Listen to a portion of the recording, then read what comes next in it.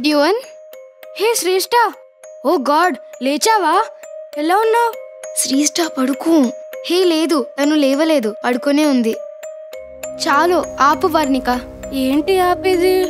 అసలు ఏం జరిగిందంటే, ఏం జరిగిందో చెప్పు. నువ్వేం చెప్తావో నేను చూస్తా. సర్లే, ఇంతకెలా ఉన్నావు? తగ్గిందా? హే, ఐఎమ్ రియలీ సారీ. నా వల్ల నీకు చాలా ప్రాబ్లం అయింది. ఇంకెప్పుడు చేయను. Please forgive me. నాకు బానే ఉంది తమ్ము, అంతా తగ్గిపోయింది. నువ్వు సారీ చెప్పక్కర్లేదు. ఇన్ఫాక్ట్ నేనే సారీ చెప్పాలి. అమ్మయ్య, థ్యాంక్ గాడ్. అయినా నువ్వు సారీ ఎందుకు చెప్పడం? పిచ్చా? అది వద్దు శ్రీష్ఠ, చెప్పకు ప్లీజ్. యాక్చువల్లీ నాకెప్పుడో తగ్గిపోయింది. వర్ణిక నీ మీద రివెంజ్ తీసుకోవాలని నన్ను యాక్ట్ చేయమంది. I'm sorry. వర్ణిక, నువ్వు కూడా సారీ చెప్పు.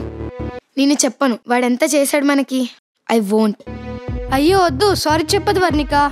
In fact I owe you big thanks from bottom of my heart. థ్యాంక్సా? నాకెందుకు?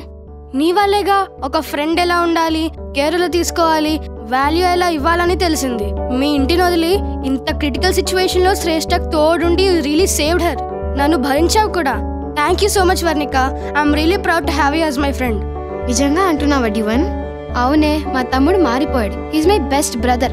Then he's my best friend too. రేపు అమ్మ వాళ్ళు వచ్చాక అంతా నిజం చెప్పేద్దాం. సరే. అమ్మయ్య, ఆల్ ప్రాబ్లమ్స్ సాల్వ్డ్.